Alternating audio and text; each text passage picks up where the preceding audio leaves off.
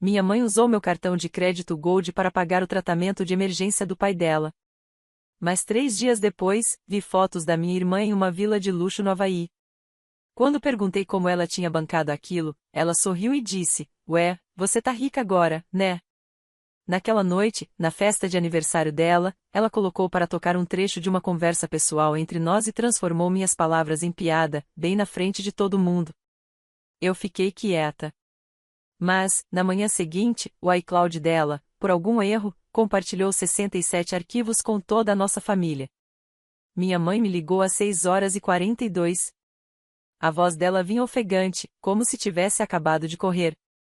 "É o seu pai?" ela disse. Ele desmaiou. "Estão fazendo exames." A gente teve que agir rápido. Eu já estava de pé, com uma meia calçada e outra ainda na mão, e o coração batendo mais forte do que o relógio da cozinha. Ela fez uma pausa, e então disse à parte que partiu algo dentro de mim, algo que eu nem sabia que podia quebrar. "Usei seu cartão dourado." Não tivemos tempo. Meu peito apertou. "Claro", respondi. "Tudo o que ele precisar." Sentei na beira da cama com os dedos gelados segurando o telefone e o cartão dourado, meu cartão de emergência. Sem limite de gastos. Sem acesso compartilhado. Só por precaução. Mas eu não discuti. Nunca discuto quando se trata deles. Isso foi numa segunda-feira. Na quinta, minha irmã estava no Havaí. Eu soube porque as fotos começaram a pipocar como picadas de mosquito. Primeiro, um bumerangue de uma taça de champanhe tilintando à beira de uma piscina infinita. Depois, uma selfie com um hobby de seda, os dedos dos pés pintados de coral, sentada numa varanda com vista para o mar. A legenda? Sonhos de vila. Vida suave. Não senti raiva naquele instante, só aquela dor antiga, conhecida, de perceber tarde demais que eu tinha sido deixada de fora mais uma vez. Fiquei olhando para a tela até meus olhos ficarem embaçados. Quando mandei mensagem para ela, não foi em tom de acusação. Nem de frieza. Escrevi: "Como você fez isso?" Ela respondeu em menos de 10 segundos. "Você tá rica agora, né?" Foi isso. Sem vergonha. Sem explicação. Só essas 5 palavras e um emoji de beijo, como se fosse uma piada interna entre nós. Eu não respondi. Naquela noite era o aniversário dela. Eu fui mesmo assim porque é isso que eu sempre faço. Ela usava um macacão de lantejoulas que brilhava feito papel alumínio sob as luzes do clube. O namorado dela tocou como DJ na primeira hora. Uma amiga gritava toda vez que a música caía de ritmo. Eu fiquei perto da mesa do bolo, bebendo prosecco sem gás e observando tudo de longe, como sempre fiz. Até que veio o grito. "Tem uma surpresinha." Ela pegou o microfone. O salão ficou em silêncio. Um silêncio que se espalhou feito perfume. Ela tocou um vídeo. Era minha voz. Uma conversa privada, de 2 meses atrás, que eu mal lembrava. Eu estava cansada, machucada, falando sobre como me sentia invisível. Sobre como só queria que, uma vez na vida, alguém me escolhesse sem precisar de nada em troca. Ela gravou aquilo. Tocou. Riu. "Energia de rei do drama", disse. E todos riram com ela. Eu fiquei ali, olhos secos, pulso calmo. Não me mexi. Não me defendi. Não expliquei. Fiquei em silêncio porque aprendi há muito tempo que o silêncio corta mais fundo do que qualquer grito. Eles acharam que ali terminava a história. Que eu voltaria para casa e engoliria tudo, como sempre. Mas, na manhã seguinte, algo aconteceu. Antes, eu deixava essas coisas passarem, achando que isso me garantiria um lugar. Mas o silêncio só me tornava invisível. E então o iCloud dela falhou. 67 arquivos foram compartilhados automaticamente com todos os contatos sincronizados da agenda dela, incluindo nossa mãe, nossas tias, nossos primos, e eu. Capturas de tela, memorandos de voz, rascunhos de textos nunca enviados, anotações que jamais deveriam ter sido lidas. Todas as máscaras caíram de uma só vez. E, de repente, não era eu quem estava sendo exposta. Os arquivos não eram apenas constrangedores, eram condenatórios. Ver como eles zombavam de mim pelas costas não doeu, apenas esclareceu o que eu vinha me recusando a aceitar. Capturas de grupos de conversa dos quais eu nem fazia parte. Minha mãe escrevendo: "Vamos manter isso pequeno, só nós duas." Sobre uma reunião de família que eu havia me oferecido para organizar. Notas de voz da minha irmã, debochando das minhas mensagens, do meu trabalho, da minha voz. Ela nomeou a pasta como Golden Boy Call Downs and Colapsos do Garoto de Ouro. Em um rascunho, ela brincava sobre me treinar como se eu fosse um labrador de crédito. Deslize quando necessário, desapareça quando terminar. Eu não sabia o que me chocava mais, o fato de ela ter escrito isso ou o fato de ninguém jamais tê-la impedido. Às 10 horas da manhã, o estrago já estava feito. Os arquivos haviam sido sincronizados com aquele álbum compartilhado que todos nós esquecemos que existia ou que costumávamos usar para os slides dos aniversários da vovó. Todo mundo viu. Tia Sherry mandou uma única palavra: "Nossa." Tio Tom respondeu: "Isso é real?" Ninguém a defendeu. Ninguém me defendeu também. Eu não disse nada. Fiz café, comi uma torrada, alimentei o gato e então abri meu antigo HD externo, aquele que eu não tocava desde o ano passado. A ficha caiu como se estivesse apenas esperando. Lá dentro estavam todos os comprovantes, transferências, dívidas que eu havia perdoado. Comecei a organizá-las. 5 anos atrás, eu quitei a segunda hipoteca dos nossos pais. Eles chamaram aquilo de um contratempo temporário, quando o negócio do meu pai afundou. Mamãe chorou ao telefone na medida certa para parecer sincera. Eu transferi $42.000. Sem contrato. Sem obrigado. Apenas uma foto, uma semana depois, com os novos móveis da sala de estar e a legenda: "Um novo começo." 3 anos atrás, minha irmã me ligou chorando de madrugada. O cheque da mensalidade dela tinha sido recusado. "Se eu não pagar isso até amanhã, vou ser expulsa." Mandei $18.000. No semestre seguinte, ela trocou de curso. Nunca se formou. 2 anos atrás, me pediram para investir no novo projeto do meu pai, uma academia boutique com bar de vinhos. Recusei. Fui culpada por isso. Minha mãe disse: "É só dinheiro, e você tem mais do que a gente." Cedi. Mais $25.000 perdidos. E no mês passado, o cartão dourado. Nunca tinha verificado o total até aquela manhã. $87.624,70. Descrição da cobrança. Kona Gran Lux Villas. Estadia premium de 5 noites. Pacote de boas-vindas com champanhe incluído. Não era um hospital. Não era tratamento. Não era exame. Era uma vila de luxo. Fechei a conta. Minhas mãos tremiam, mas meu queixo permaneceu firme. Eles não apenas tinham me usado, tinham moldado suas vidas inteiras ao redor do meu silêncio. Não começou assim. Quando eu era mais novo, acreditava que ser o confiável tinha algum valor. Eu era o mais velho. O que resolvia tudo. O filho bom. Quando minha irmã bateu o carro no ensino médio, fui eu quem apareceu no pátio do depósito. Quando ela foi reprovada em biologia, fui eu quem escreveu as redações de recuperação para ela. Quando minha mãe dizia: "Você é tão forte", eu achava que era um elogio. Não era. Era uma transferência de peso. A cada ano, mais carga era colocada sobre mim. E eu carregava tudo em silêncio, porque alguém tinha que carregar. Porque eu pensava que amor era isso, fazer o que ninguém mais queria fazer. Mas amor não é servidão. Lembro de um dia de ação de graças em que paguei por tudo. As compras, o buffet, até a decoração da casa. Minha irmã chegou atrasada, usando um casaco de grife, entregou uma vela simples para minha mãe e, mesmo assim, recebeu um brinde em sua homenagem. A nossa luz mais brilhante. Me chamaram de confiável. Pé no chão. Uma rocha. Mas ninguém faz brindes para rocha.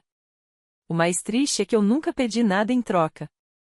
Nunca pedi para ser exaltado. Só pedi para não ser ridicularizado. Para não ser apagado. Nem isso conseguiram me dar.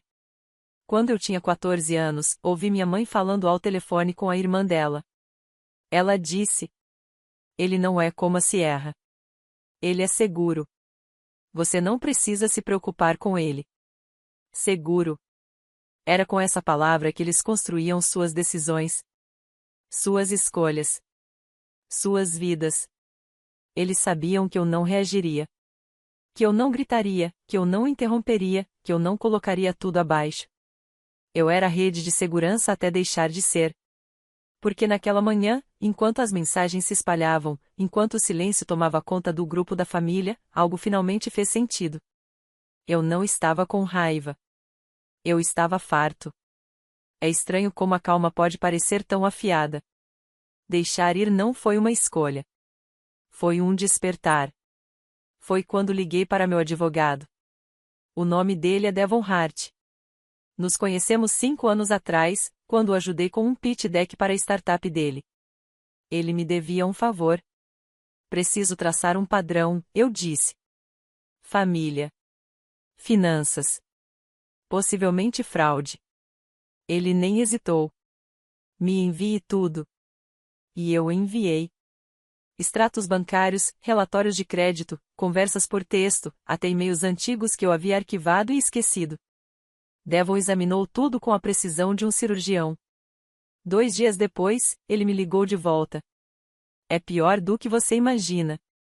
Ele encontrou movimentações em contas conjuntas que eu nunca autorizei. Uma linha de crédito aberta em meu nome e fechada discretamente 6 meses depois. Uma assinatura falsificada. Minha assinatura. Para um empréstimo que eu nunca fiz. A letra? Batia com a de um cartão de aniversário que minha irmã me escreveu anos atrás. Nós verificamos. Ele fez uma pausa e disse, em voz baixa: "Isso ultrapassa todos os limites."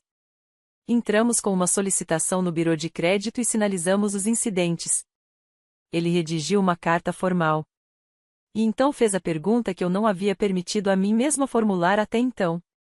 Você quer prestar queixa? Eu não respondi.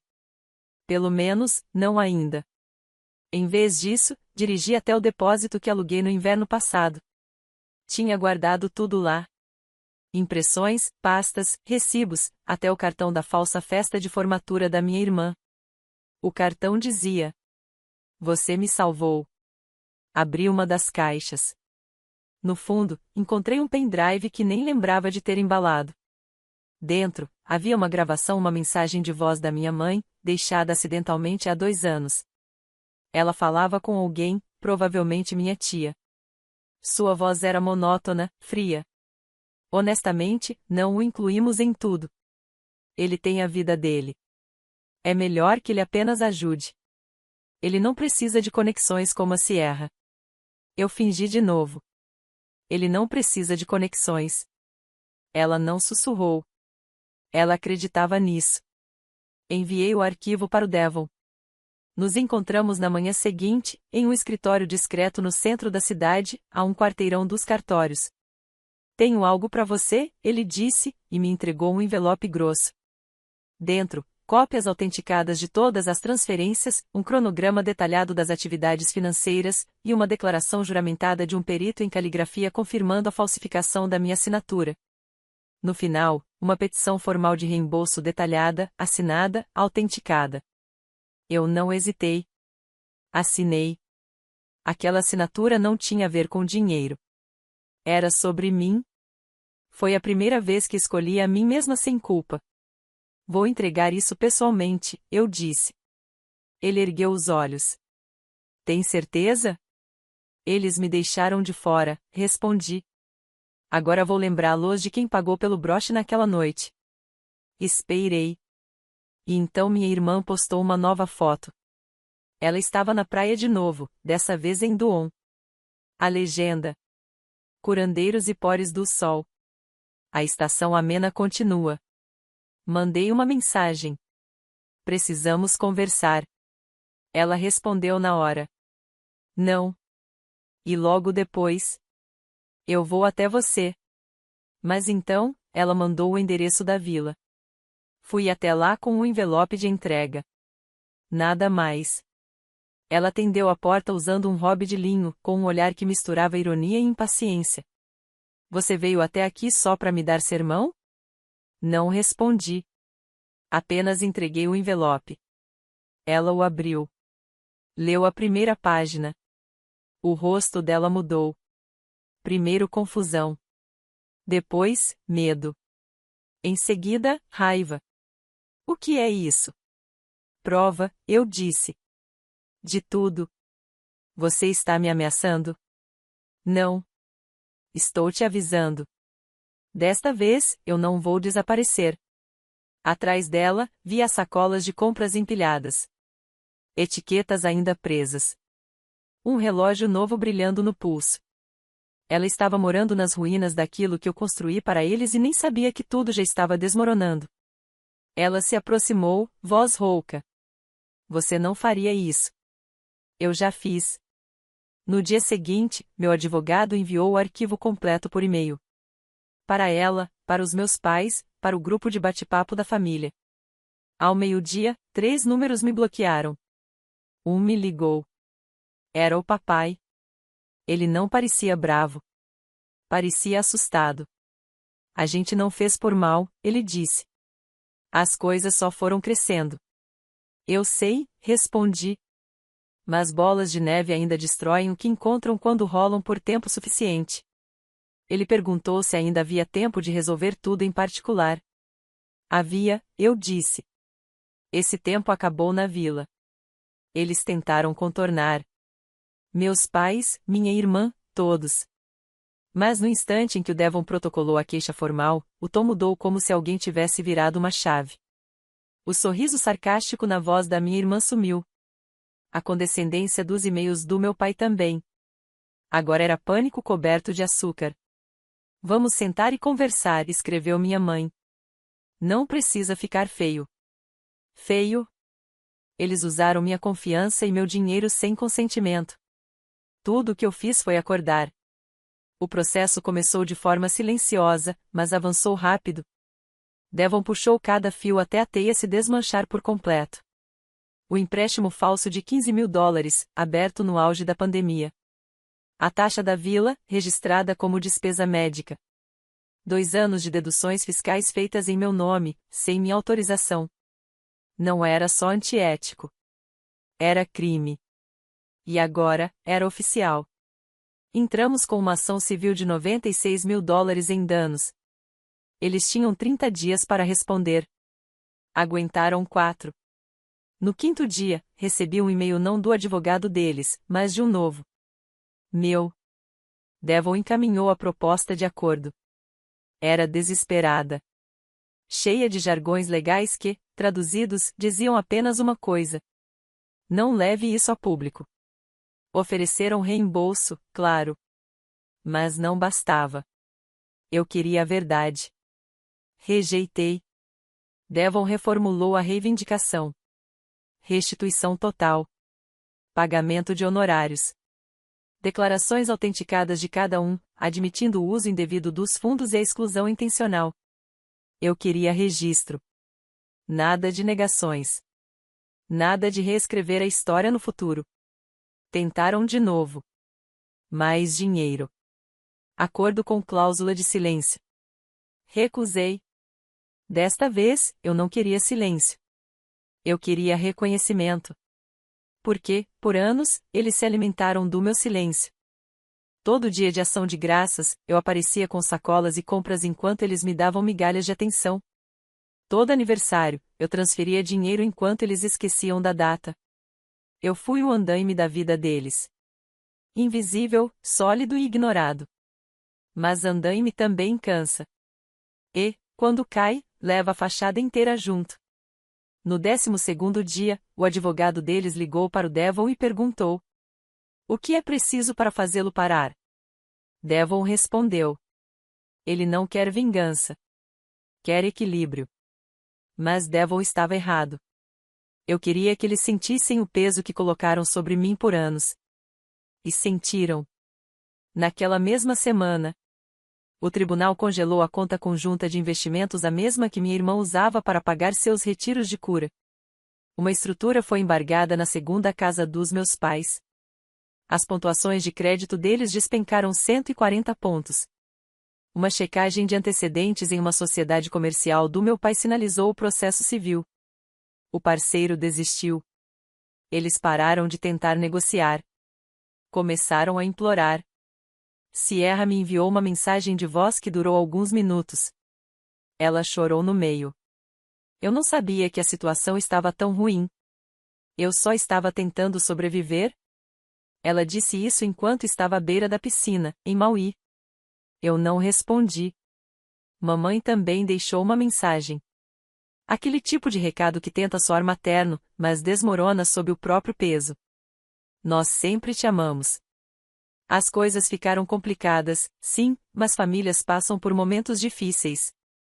Por favor, não destrua tudo. Tudo. Eles nunca me enxergaram como parte desse tudo. Só como um recurso utilitário confiável, uma carteira com batimentos. Encaminhei a mensagem para o Devon. Ele adicionou ao arquivo do caso. Então veio o golpe final. Reuni todas as evidências, capturas de tela, assinaturas forjadas, transações indevidas e enviei tudo para um servidor privado. Criei uma pasta com um nome contextual e compartilhei com 8 pessoas, primos, algumas tias, e um velho amigo da família que uma vez me chamou de Assombra. Não escrevi nada. Sem introdução. Apenas os fatos. Vi os recibos de leitura surgirem, um por um. Na manhã seguinte, o grupo da família implodiu. Tia Sherry saiu. Meu primo Miles renomeou o grupo de Fambam para alguém removeu a Sierra, depois a adicionou de volta, e então a removeu de novo. Continuei em silêncio. Na semana seguinte, o telefone tocou. Era o Devon. Eles estão prontos para aceitar tudo o que você pediu.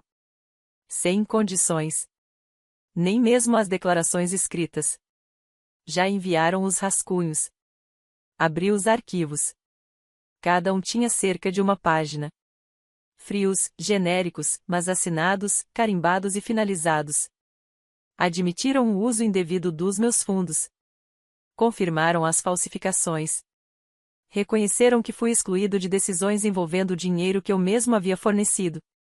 No final do documento da minha irmã, com a caligrafia verdadeira, ela escreveu: Não achei que você fosse revidar. Não respondi. Na manhã seguinte, o pagamento do acordo foi compensado. Olhei para o número. Não com satisfação. Mas com uma descrença silenciosa. Era prova de que o que aconteceu, finalmente, teve peso. 96 mil dólares. Eu não toquei. Abri uma nova conta em uma cooperativa de crédito, com uma variação no nome, meu primeiro nome e a inicial do meio. Ninguém mais tinha acesso. Só eu. Então fiz uma última visita. Não há casa deles, aquele lugar nunca foi um lar. Fui ao cartório com o Devon. Enviamos cópias das declarações assinadas para arquivo permanente. Ficarão aqui para sempre, disse o funcionário, selando a pasta. Bom, pensei. Algumas verdades merecem estar no papel. Assim que os fundos do acordo caíram na minha conta, tomei 3 decisões. Encerrei todas as contas conjuntas associadas ao meu nome. Congelei meu crédito nas 3 principais agências. Mudei legalmente meu endereço de correspondência e ativei alertas digitais para qualquer movimentação. Devon confirmou, o processo civil foi encerrado. Os termos, vinculativos. Sem apelações. Sem renegociação. Em troca de abrir mão da ação criminal, recebi 96 mil dólares em restituição integral, cobertura total dos honorários advocatícios, e 3 declarações assinadas e autenticadas reconhecendo abuso financeiro, falsificação de documentos e exclusão deliberada. No documento da minha irmã, havia uma linha escrita à mão no final. Não achei que você fosse chegar tão longe. Esse era justamente o ponto. Eu não queria vingança. Eu queria limites. E, uma vez impostos, eles se mantiveram. A taxa da vila foi reembolsada pelo banco e marcada como suspeita. O cartão da minha irmã foi temporariamente congelado. Ela perdeu o acesso à conta de recompensas de viagem, uma consequência pequena, mas que importava para ela. O negócio paralelo do meu pai perdeu uma parceria por causa da visibilidade do processo. Uma verificação de antecedentes feita por um dos investidores revelou os documentos legais. Meu pai tentou contornar. Eles desistiram. A reputação da minha mãe no círculo de caridade foi abalada. Eu não incentivei isso, mas também não corrigi os rumores. Depois da sexta semana, as mensagens pararam. O grupo da família permaneceu em silêncio. Eventualmente, eu também soltei. Devon sugeriu que eu transferisse os ativos para uma nova conta, com rastreamento familiar limitado. E assim fiz. Depois, tirei uma licença breve do trabalho. Sem despedidas dramáticas. Sem postagens de encerramento. Apenas espaço. Mudei-me temporariamente para uma cidade pequena e tranquila. Não para desaparecer. Para reiniciar. Pela primeira vez em anos, eu não era o mediador, o financiador, o plano B de ninguém. Não tinha favores pendentes. Nem crises para conter. Fui ao mercado pensando só em mim. Comprei o que eu queria comer. Dormi uma noite inteira sem acordar pensando em quem precisava de mim. Parei de checar o telefone depois do jantar.